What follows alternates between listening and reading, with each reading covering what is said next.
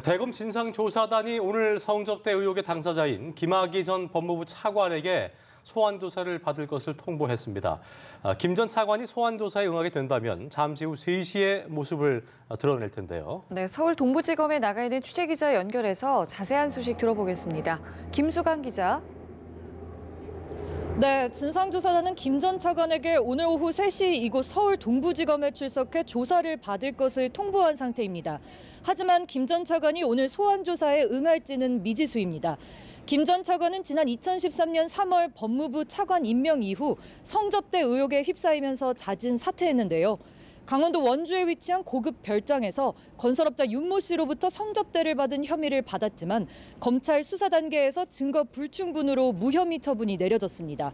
검찰은 당시 경찰이 확보한 동영상에 대해 동영상 속 여성이 특정되지 않아 증거 자료로서 의미가 없다고 밝혔습니다. 이후 사건의 피해 여성임을 주장하는 이모 씨가 동영상 속 인물은 자신이라며 김 전 차관을 고소해 2차 수사가 시작됐지만 검찰은 또다시 무혐의 처분을 내렸습니다. 하지만 지난해 4월 검찰 과거사위원회가 김 전 차관 사건을 검찰권 남용 의혹이 있는 사건으로 지목하면서 재조사가 시작됐습니다.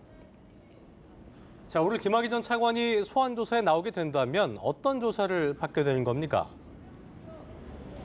일단 진상조사단은 지난해 4월부터 이 사건에 대한 경찰과 검찰 수사 과정에서 문제가 없었는지를 들여다보고 있습니다. 2달 전 건설업자 윤 씨를 부른 데 이어 당시 윤 씨 별장에 출입한 법조계 인사들에 대한 조사도 진행한 것으로 알려졌습니다.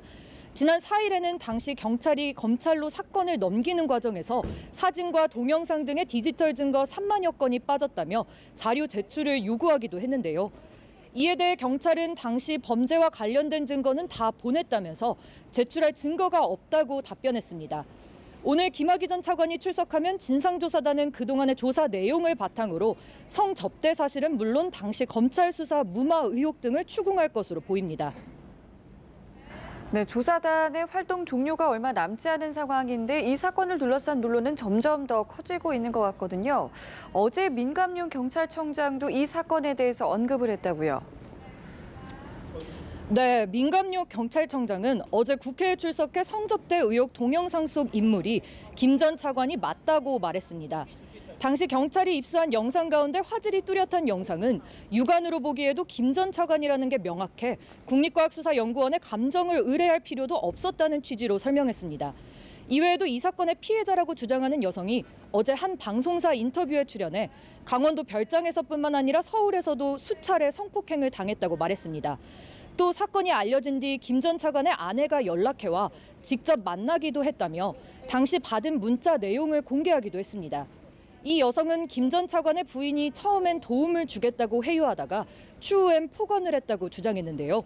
이와 관련해 김 전 차관의 부인은 인터뷰 내용은 전혀 사실과 다른 내용이라며 변호사를 선임해 민형사상 법적 대응을 하겠다고 밝힌 상황입니다. 새로운 내용들이 속속 등장하는 가운데 조사단 활동 기한이 이번 달 말까지인 만큼 남은 기간에 조사가 마무리될 수 있을지 관심이 모이고 있습니다. 지금까지 서울 동부지검에서 연합뉴스TV 김수강입니다.